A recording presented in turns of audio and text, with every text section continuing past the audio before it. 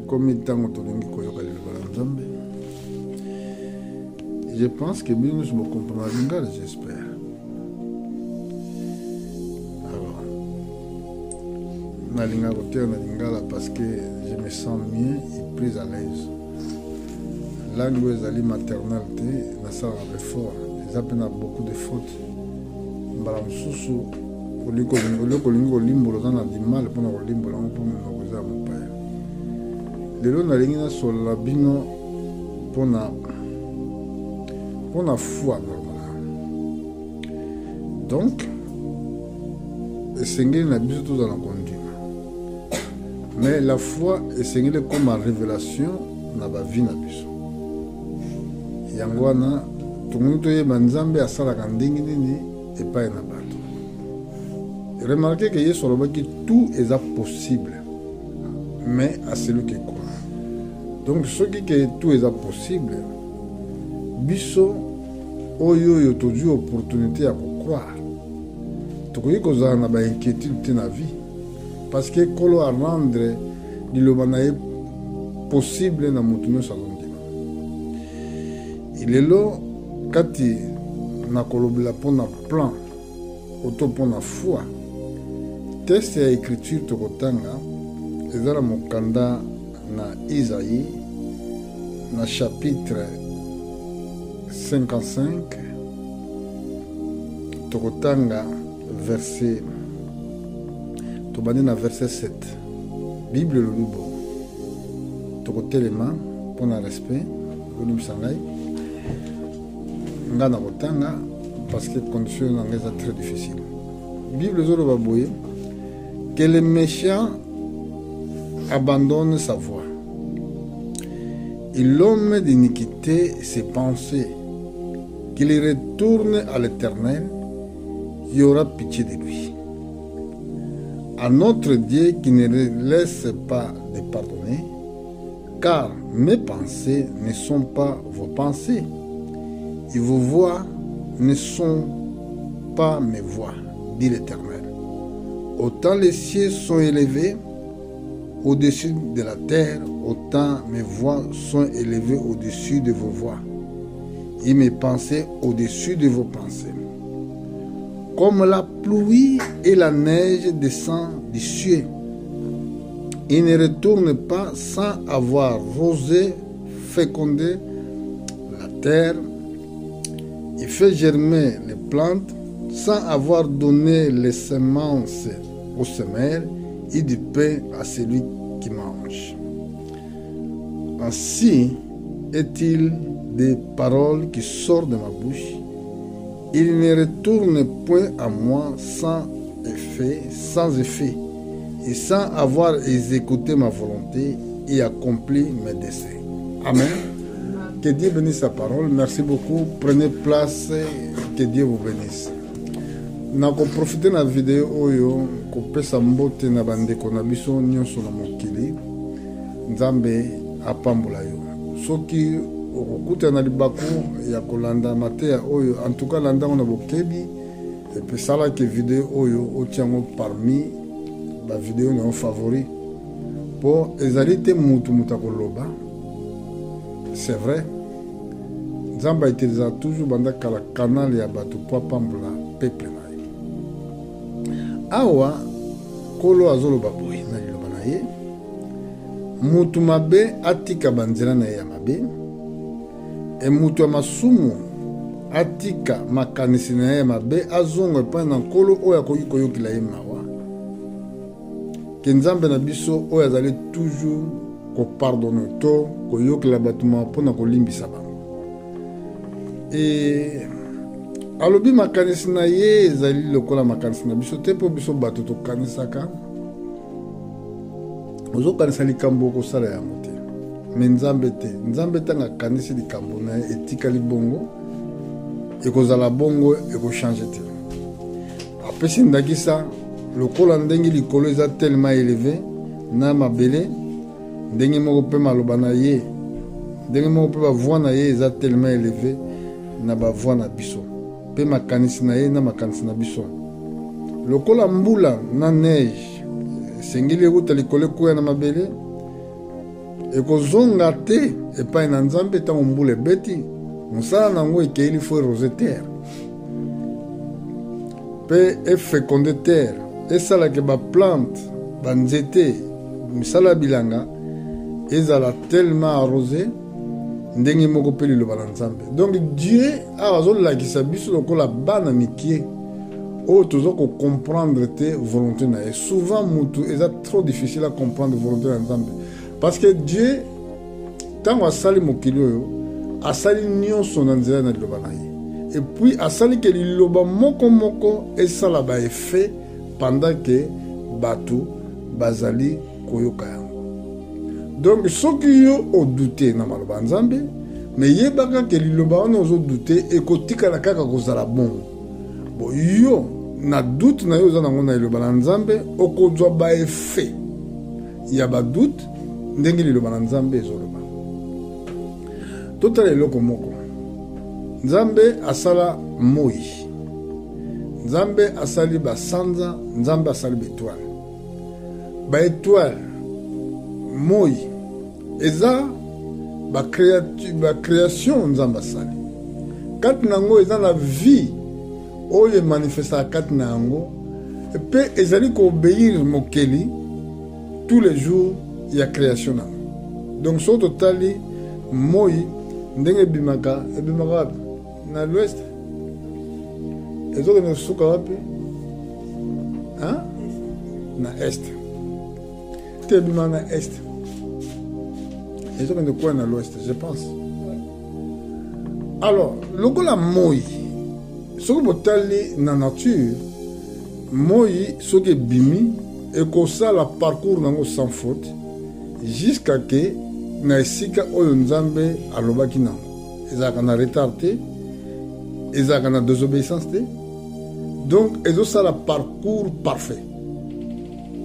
Bon soki otali sanza esalaka kaka ndenge moko, soki otali bocéan esalaka kaka ndenge moko. Océan aza na balimite oyo akoki kodepase te. Mais tout ça na biloko nyonso to eza comme bacréature eza na vie. Même baplante oyo bozomona oyo banzete matiti eza na vie. Kaka mutu nde aza désobéissant na liloba na nzambe.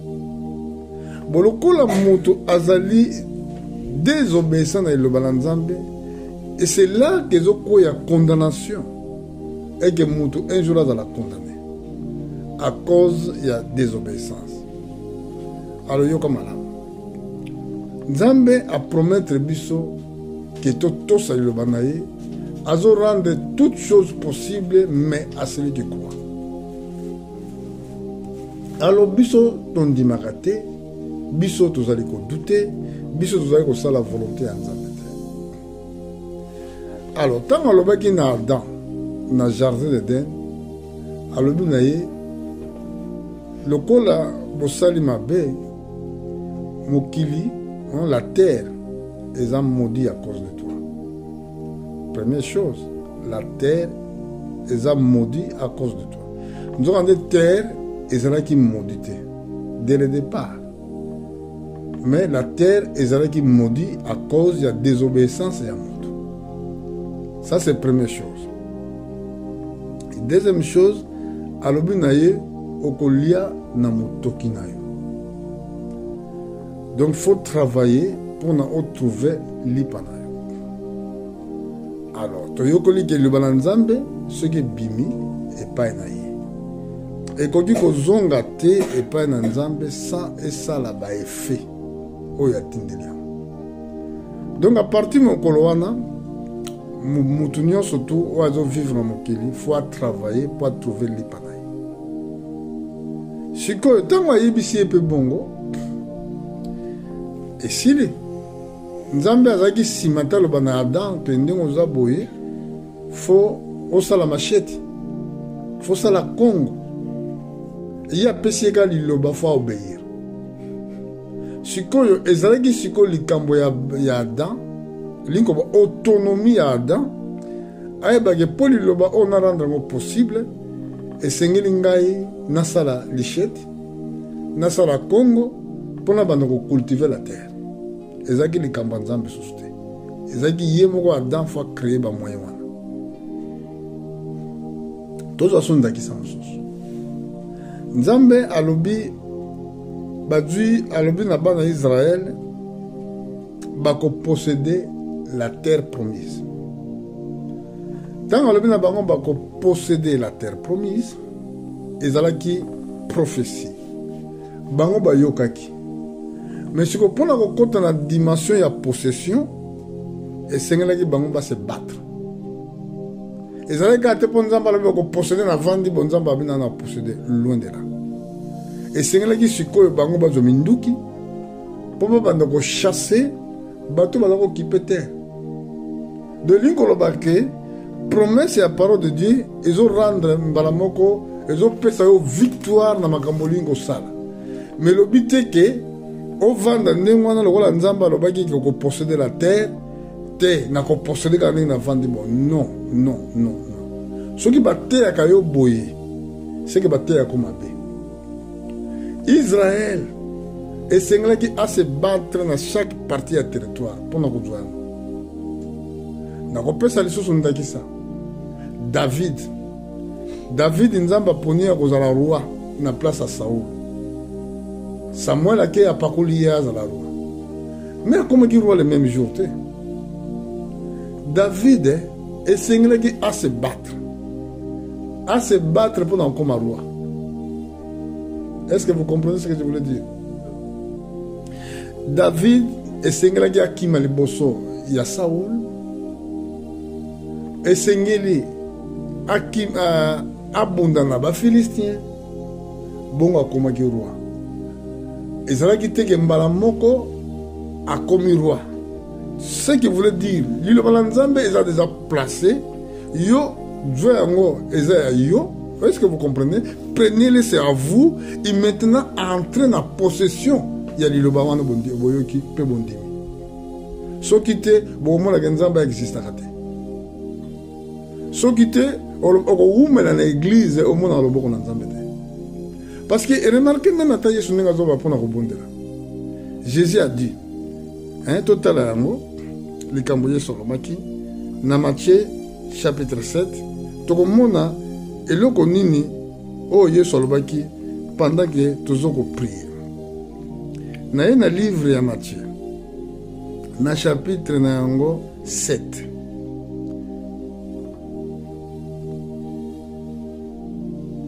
toye na verset 7 Bible dit demandez il vous donnera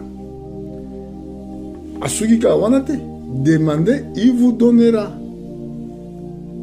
Cherchez, il vous trouvera. Donc, tant que comme verbe chercher, tu dois chercher. Tu dois aller dans la possession de la promesse. Et frapper, il vous ouvrira. Bon, si vous dans la porte, à combien il ne frappe pas la porte. Comment peut-ce que vous avez dans la porte? Il faut que vous frapper. Ce qui est au bungissé loko. Faut chercher en moi. Donc, nous sommes versés dans la Bible. Oyo mundima ondima liloba na Nzambe faut ndima pour rendre parole de Dieu. Tout est possible à celui qui croit. Mais banda kondima liboso ba règle oyo liloba na Nzambe zoloba ndima yango. Bible dit car quiconque demande reçoit. Celui qui cherche trouve. Et on ouvre à celui qui frappe. Donc, et le but est que Naza Mundimi. Nzamba lobaki akopesanga ovandra na ndako. Nzamba lobaki tokotonga bandako. Osala effort moko te pour le moyo tonga ndako. Nzamba lobaki nakopambolama. Tu n'as jamais travaillé au ligno pambolama. Yango tozomona na kati ya église lelo ba mandia baza ebele. Mais Bible lobi était tant de Bible lobi David mutazo bandingona j'étais jeune. J'ai vieilli. J'ai jamais vu un juste de Dieu abandonné. Ni ses enfants mendiants. Mais les lois de l'église, les mendiants sont bénis. Oh, pasteur, n'a pas eloko boité. Oh, pasteur, n'a pas eloko boité. Mais pourquoi les mendiants sont bénis? Parce que, à des fois, ils comprennent le balanzambe dans le mauvais sens. Nzamba lobite na biso ke tokanga maboko na biso na kopambolama. O nzamba yebi mokola kosunganga te. Alobaki na Adam cultiver la terre. Sans apesa ye même l'échette. Sans apesa ye eloko moko oyo kosala ke maloba wana alobi ezala possible. Mais Adam il a cru, il a cultivé la terre. Nzamba ko peso promesse ya mariage. Nzamba ko peso promesse ya bénédiction. Il y a des choses et quoi kokuta yo. Il y a des choses tu dois les chercher, il y a des choses que tu dois frapper. Mais ce qu'on vend dans ndako, olo bageli lo balanzambe lo bina kozwa, non, ce n'est pas cette parole que moi je prêche. Tala eloko moko. Nakanisi eza na 1 Corinthiens. Na 1 Thessaloniciens. Esika Paul azoloba. Paul alobi na mokanda na kansi 1 Thessaloniciens. Na yebite soki yango na kena na chapitre 5.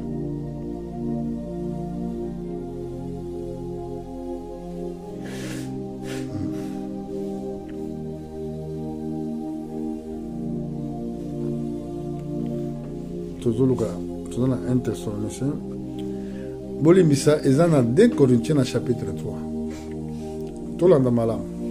Ba frères na ba sœurs, soyez attentifs. Bible lobi boyo. Na verset 6. Nous vous recommandons, frères, au nom de notre Seigneur Jésus-Christ, de vous éloigner de tout frère qui vit dans le désordre et que non selon l'instruction que vous avez reçue de nous. Je crois que frère, nous devons vivre dans le désordre sans que balande instruction oyo apôtre azoloba. Vous savez vous-même comment il faut, c'est un impératif, comment il faut nous imiter, car nous n'avons pas vécu parmi vous dans le désordre. Nous n'avons mangé gratuitement le pain de personne. Mais dans le travail et dans la peine, nous avons été nuit et jour à l'œuvre pour n'être à charge à aucun de vous. Ce n'est pas que nous négocions les droits, mais nous avons voulu vous donner à nous-mêmes un modèle à imiter. Car lorsque nous étions chez vous, nous vous disions expressement, si quelqu'un ne veut pas travailler, qu'il ne mange pas non plus. Ah, c'est la Bible. Ceux qui m'ont dit qu'on liate, qu'on salate, aliate. Nous prenons cependant qu'il y a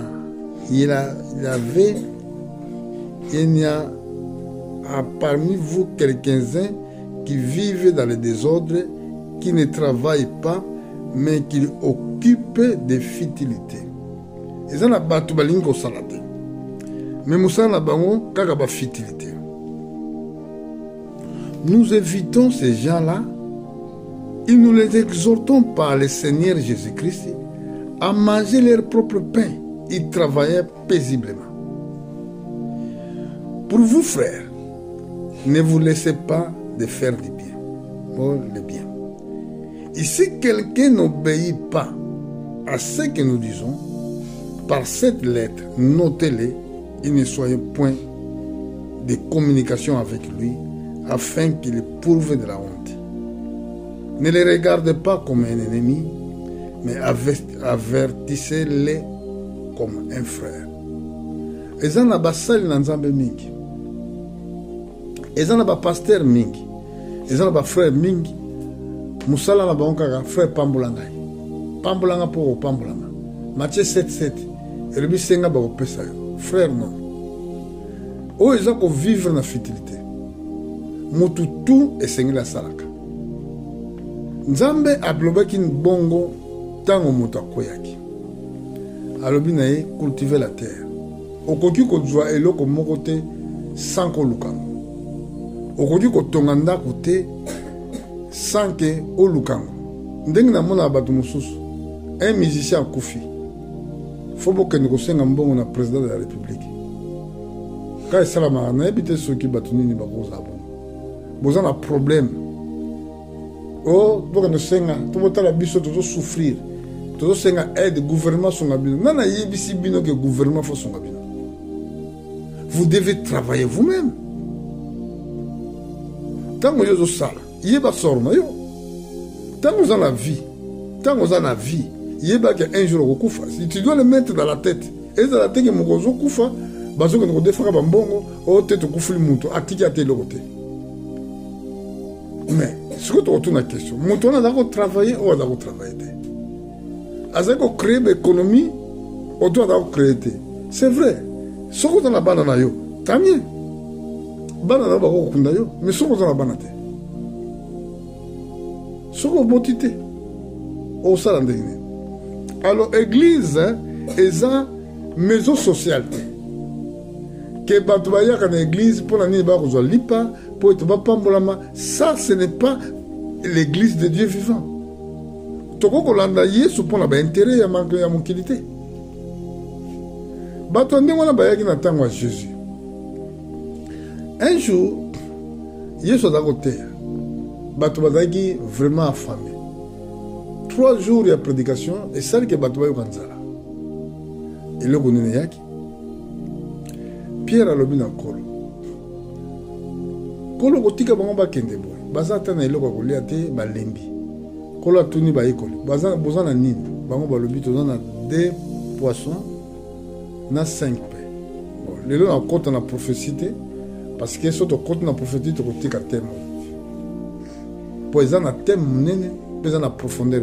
Les gens ont le alors, du coup, là, Dieu a pamboli lipawana, na ba poisson, batu baliaki, bazaki à peu près 5000 personnes.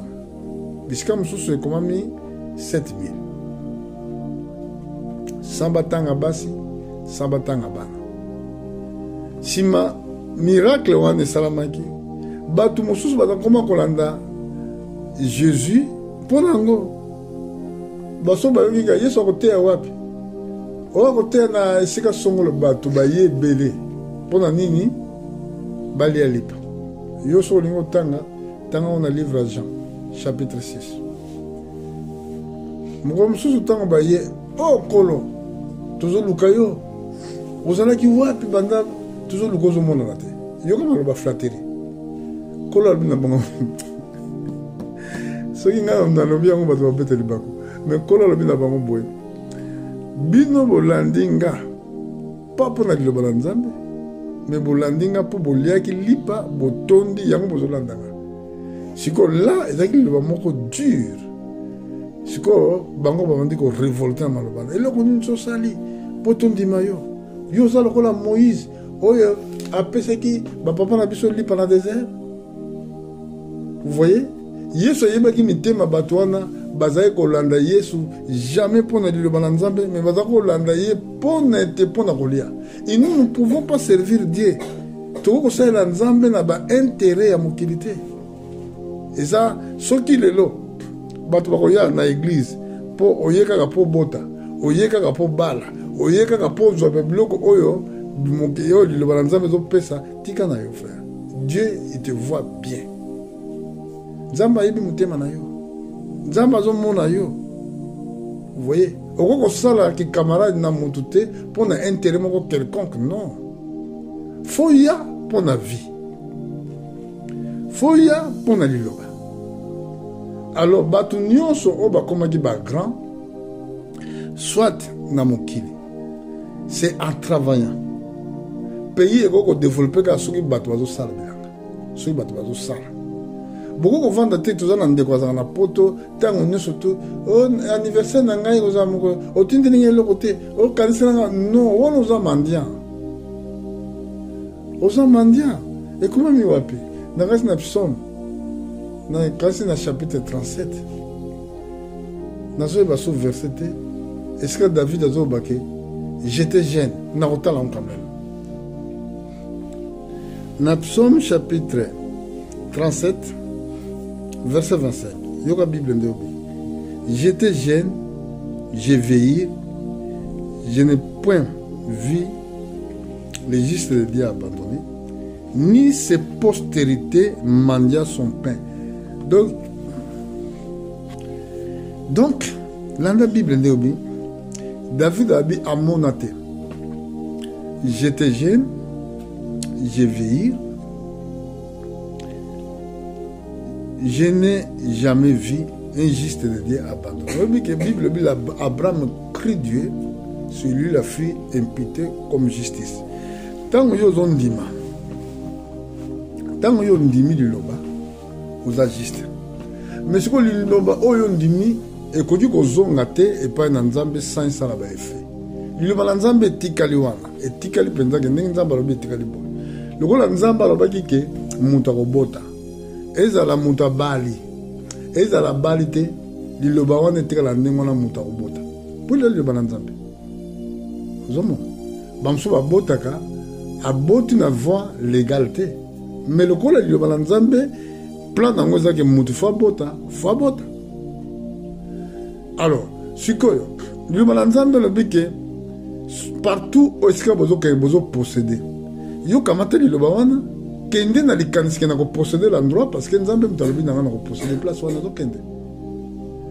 Siko même chose na Luanda soit na ba biso de droit en Afrique na ba mboka. Tango zo kende na likanisi ke et pas na surtout ma kolonanga zo kende na zo posséder yango. Mais si on dit mais tu crois quoi comme parole? Pour nous qui, Azali Kola le balanzambe te. A koki kosalo mabe te, une fois que toi tu crois. Tant que les autres kende kuna, kende, on peut posséder mabele. Mabele wana yo niati, comme il y a yo. Il y a dans la pouvoir te, Dieu ne regarde même pas ça. Vous voyez? Mais ce que batou, azo kende te kuna ba faut que bandoki baza kuna bon ya liboso suko zo kanisa ke bandoki bako ko stopper plan oyo yo zana c'est que tu crois pas. Vous voyez soko zo ndima te ke un jour le balanzambe bina ko bala na ozana ndako na ngai tu crois pas. Soko zo ndima te ke na ozana mosala moko za parfait na kozala bien à vie. Tu crois pas? Parce que tout ça Dieu a rendu possible. Et puis tout est possible à celui qui croit. Tout. Nakata tout wana ezana nyonso frère. Ezana tout. Donc on peut douter na eloko mon côté. Vous voyez? Talaneti ba vie na biso avant que notre version nous ba tout est possible à celui qui croit. Na ina pso. Chapitre 139. Pour tout à l'heure, comment la Bible le dit? Bible zolobani. Yango omona ke mutu azondi matako za na kimia te. Jésus quand il venait, il disait aux disciples que la paix soit avec vous. Bosoko mutu azo croire te. Tant là il na buto comme tant ba plafond. Parce qu'azomona ke il faut ça quelque chose na effort na. A bossa même prière des alaka. Parce qu'il ne croit pas. Nous avons dit que le balanzambe, le kola ezali planté dans mitema na biso. Obenzambe le kola sa lobango est déterminé où okondimango ou okondimate. Mais ce qu'on dit ils ont là effet au nzamba peslam. Na mokanda na psom. Na chapitre na yango 139. Totala ndenge Bible zoloba pona ba vie na biso bato soki tozondima liloba ona doteya na doteya na ba païenté na doteya pona ba incrédulité na doteya ba croyant o bandimi Yesu o balingi ba vivre vie na bango ensemble avec le Seigneur o ba comprendre que maloba na Nzambe za na recherche bango wana na zo pesa makasi o na chapitre 139 na bato babanga liwa soit na voyage ça que quoi que ce soit il voulait faire yoka liloba na Nzambe. Ah, Bible, na verset 13. C'est toi qui as formé mes reins, qui m'as tissé dans le sein de ma mère. Je te loue de ce que je suis une créature si merveilleuse. Tes œuvres sont admirables et mon âme les reconnaît bien. Mon corps n'était point caché devant toi lorsque j'étais été fait dans les lieux secrets, tissé dans les profondeurs de la terre. Quand j'étais qu'une masse informe, tes yeux me voyaient. Et sur ton livre étaient tous écrits les jours qui m'ont été destinés avant aucun existe. Vous voyez? Mes jours étaient tout écrits dans le livre. Il y a vie, ou bien dans le livre, il y a souvenir avant que tout existait dans mon cœur. Donc tous ont un endroit. O existe qui te. O yeba qui na ozaki même coup na forme te. Mais nzambe ayeba ki eke na kobota oko mwana moko na kombo ya ntela kobota. Musana na mukili kozala oyo. Chaque jour ya vie na ye kozala boy. Siko pona nyoke de banga bando. Pona nyoke de banga ba miyibi. Pona nyoke de banga ba malfaiteur. Donc, ce qui est camboyé, la vie, c'est que c'est destiné. Oyebi, ce qui est bolingi, pour autant Pissom, était Isaïe 37. Isaïe qui n'a pas de na Syrie comme ne chercherait. À ça qui plan à détruire Israël. Tant qu'on a Ézéchias azalaki roi. Afingi, Ézéchias afingi. Atindi les lettres qui a se préparé. C'est que Ézéchias a vu lettre wana. Ake na une église. Na yebite batu boni bayeba ake, eza nécessaire important, photo que dans l'église. Photo il pesaka. Tous on a pas problème na biso to ko expliquer pas na nzambe na jour à prière. Mukende bayeba ba mingi tokenda l'église tant to comme na pasi tant to comme na souffrance ne tozo luka nzamba sunga biso.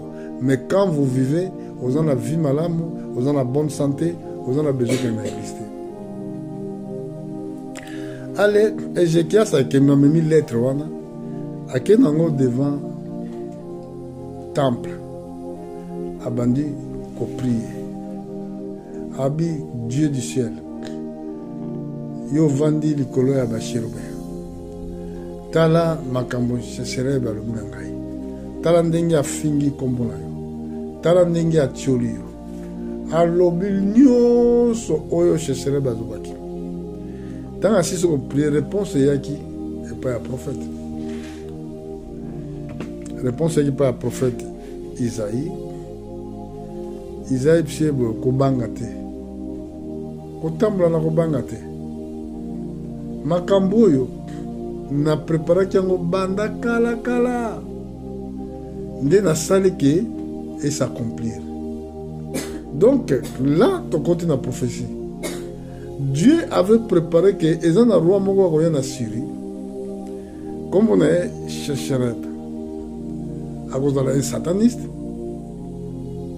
tant akokoma na pouvoir tala makambo akosala ndenge akende kobundisa Israël ndenge akobundisa Israël mais tala ndenge na koréduire ye fin na ye ndenge moko mpe Pharaon nzambe alobi ke na koyesa ye motema makasi mpo na manifeste nguya na ngai yango mpo na kokota na lola eza likambo ya prédestination eza na bango nyonso tute bazokende église bakokota na lola non eza likambo ya kozala prédestiné alotala neti motu oyo azalaki destiné kaka mpo asala mabe diable azalaki destiné mpo asala kaka mabe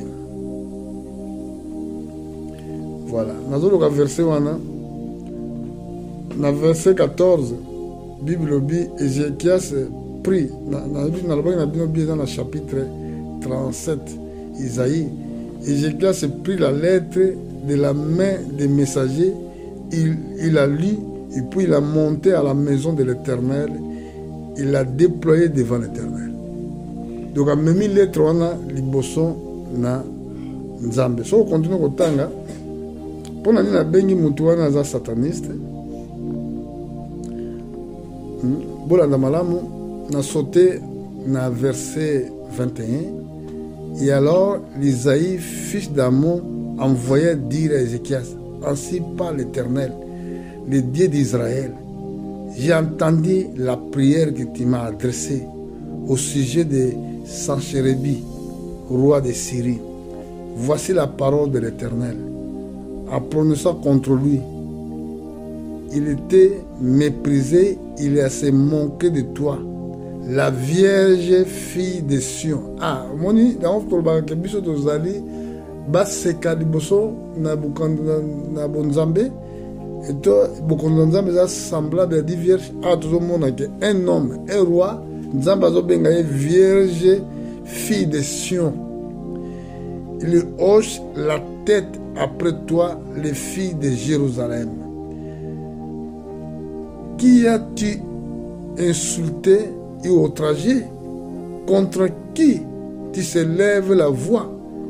Tu as porté des yeux en haut sur les saints d'Israël. Abazo lobila pona chercherebi makamba salaki.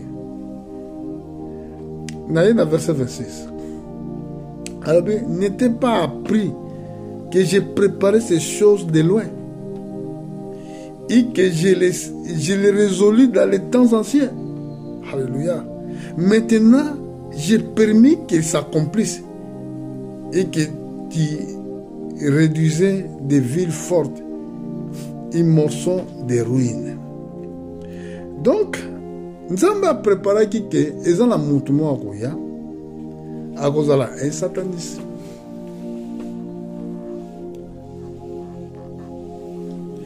À cause de la satanisme, Mutoyo, Shechereb, Azalaki sataniste. Tout le monde.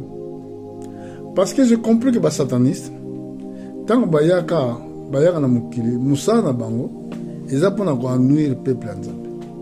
Bazana Moussala Moussouba Osala. Yangwana, quand tu vis, ils ont un acte que tu dois les condamner. Parce que Dieu a essayé à tous les esprits. Une fois que au coup final du satanisme, donc crois-moi que tu iras en enfer. Parce que nous avons le coup final. Alors total, le ronini Nzambe alobaki naï. Dieu a tindé qui ange aboma ba soda oyo bazali koya pona kotake Israël. Ils ont qu'à peine prière. Il y a des choses oyo que oyo lekili biso. Oyo biso toko kozongo na force na bisoté. C'est Dieu seulement qui peut le faire. Neti kanaï. Nombre de soldats bazali énorme. O bayaki pour bundisa. Ba bundisa. Ézéchias. Nzamba epsaki ke ako protéger ville. Nakanisi sokotali na verset 35, Bible dit je protégerai cette ville pour la sauver à cause de moi et à cause de David mon serviteur. Abi l'ange de l'Éternel sortit, il frappa le camp des Syriens, 185 000 hommes. Et quand on se leva le matin, voici, c'était tous des corps morts. Ange abomi batouana. Mais sauf prière. Dans la lettre au Ézéchias, a représenté parce qu'il y a un. Ézéchias a croire dans la manifestation, ou bien le pouvoir et la parole de Dieu, il y a pouvoir dans l'école. Il ne doutait pas. Il savait que Dieu était avec lui. Mais, Babomaki, Saint-Sérèbe était. Alors, Saint-Sérèbe, roi de Syrie, leva à son camp, partit, il retourna, il restait à Ninive. Dès la Bible, Ninive est la capitale de la Syrie. Lelo, ezali comme on a moussous. On dit que c'est Bagdad, capitale de la Syrie. Mais avant, ezalaki Ninive. Et c'est que Jonas a boit au côté.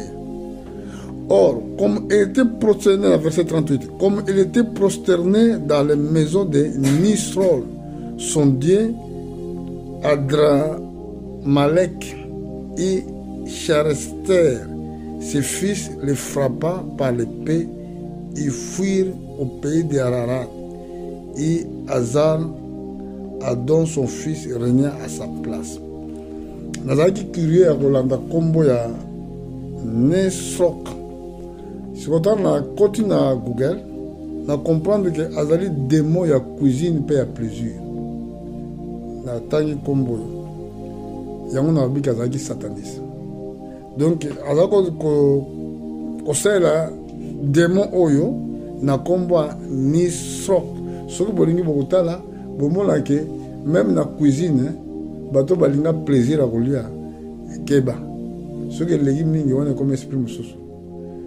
Parce que ils ont un démon mobimba contre la cuisine. Na plaisir. Tout le monde a montré ceci enseignement na biso. Allez, voilà pourquoi na biso bandimi nous devons croire tout simplement et que quand nous croyons la parole de Dieu, ce que tous douter na malobo nzambalobi, to kozanga le côté. Kozela te que tant on surtout batwa pesaka yo. Kozela te tant on surtout que église na une église pour basalisanga. Yo za fainéant. Ko konta na aide à motote. Konta na aide à Nzambe. Adam, Nzambe peut se dire l'échelle ni Congo. David, azaki roi, il faut se battre, il faut se battre pour comme roi. Alors Israël, pour nous contre la terre promise, et c'est là qui va se battre pour nous récupérer chaque territoire. Et toi, pour nous dire n'ingaga que battre pas ça. Pour nous avoir besoin que ce que mon monde faut qu'à sa femme le loco. Ce que les hommes ont besoin de battre comme même mal à l'aise. Aux autres senga loko, yo zo kansaka zana, on zo kande pe mutono zo senga zana na mote. Ce que aux autres forcés yo mbala musa peso promesse moko oyo akosala te. Ozo mona tanana pasi naza boye, lino sa inga boye, tozali ko bela boye, naza ko zongisa boye. Non, surtout nazo eloko na mona ngo malheureusement et que nako ko pesa conseil pa ba sali mususu. Ozo kana loba ke on naza bona vanda na ndako futila. Et singile na ngai bato basombela ndako ndana kosombela ndako. Bible dit que vous bâtirez les maisons pour tonga bandako. Elobi bongo. Elobi te ke yo batongela ndako basombela ndako. Tikana la version mpona kosuka wana mpona oyeba ba promesse ya Nzambe oyo apesaka mpona église. Nake kosuka na livre ya Deutéronome na chapitre na yango 8.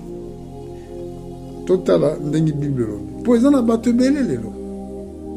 Bazo kanisake faut vivre kaka fona okende kosenga senga. Ba pesi kombo soki matolo soki nini non. Moi na Nzamba senga te. Yo pasteur okende ndanga bato ke okuta ke ndimi asombi télévision na yo non. Nzamba yebisinga pesanga télévision oyo. Nzamba yebisinga pesanga bilamba ah. Mais David a dit que j'étais jeune. J'ai vieilli.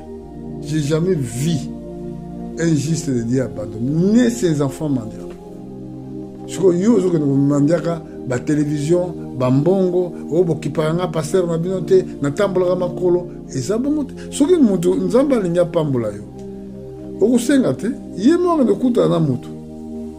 Akuta na mutu aye, asombi loka yo pesa yo, yo ngene kusenga te. Bon, pona suka na ye na verset 8. Na bandi na ngasi na verset 10. Et le but, dans chapitre 8. Lorsque tu mangeras et tu rassasieras, tu béniras l'Éternel ton Dieu pour le bon pays qu'il t'a donné. Garde-toi d'oublier l'Éternel ton Dieu, au point de ne pas observer ses commandements, ses ordonnances et ses lois que je te prescris aujourd'hui. Lorsque tu mangeras, rassasieras, lorsque tu bâtiras, vous suivez le verbe? Lorsque tu bâtiras, il habitera dans les belles maisons. Lorsque tu verras multiplier ton gros et ton mini bétail, augmentera ton argent et ton or, et croîtront tout ce qui est en toi. Prenez garde que ton cœur ne enfle pas et que tu oublies l'Éternel, ton Dieu, qui t'a fait sortir du pays d'Égypte, de la maison de la servitude, qui t'a fait marcher dans ce grand et frais désert où il y a des serpents brûlants et des scorpions, dans les lieux arides sans eau, et qui te fait jaillir pour toi les eaux des rochers les plus durs, que t'a fait manger dans le désert les mannes inconnues de tes pères, afin de te humilier et de te prouver pour te faire ensuite du bien. Garde-toi de dire que à ton cœur, ma force et la puissance de ma main m'a acquise ces recherches. Donc, on m'y battait là. Parce que Nzambe a reçu que tout oya lobi na vie na yo est comme ça. Tant qu'on lia, tant qu'on a béni, tant qu'on a que vie na yo change. Et tant que croyant, batu oyo bazali ko vivre selon la parole de Dieu, le balanzambe et ko accomplissement lorsque tu crois que Dieu a dit ça. Comme Dieu l'a dit, je vais le faire. On dit que bon aussi, il s'est le milieu. Ngande na zabo, lundi matin na quel faire. Je crois qu'il n'y a qu'un paradis. Et de comme je le crois, il n'y a aucun paradis. Je ne voulais pas aller en affaire. Donc, le je me parce qu'il y a plus de possession que dans le lol. Il faut croire que nous allons aller au paradis. Mais ce qu'on a évité, ce qui n'a aucun été. Écoute ce qu'il a dit encore. Souviens-toi de l'Éternel ton Dieu, car c'est lui qui te donnera de la force pour les acquérir, afin de confirmer, comme il a fait aujourd'hui, son alliance qu'il a juré à tes pères. Donc, Nzamba a confirmé le Malanzambe. Si vous voulez que Dieu confirme sa parole, à vous, croyez ce qu'il a dit. Même si on a la moussa, l'obé aux hommes. Si on a la moussa, demain tu auras ça. Parce que tu crois. Jésus a dit, cherchez premièrement les royaumes des cieux, et le reste des choses sera vous donné. Parce que les gens qui ont yoté, les gens qui ont yoté, a péché aux promesses. Mais la Bible dit que azali fidèle à changer. Na bongo, na yo frère, o landekinga na musika, na ser na baser na biso, o balandeki biso na musika, toza bandimi, to banga de l'autre côté. Soki likambo passé, nous avons un Dieu. Bible dit o bayaka pa na ye, bazalaka jamais confondu. Tikanzamba pambola bino, tozongi dimanche mususu pona komema lisusu sango malamu. Que Dieu vous bénisse richement.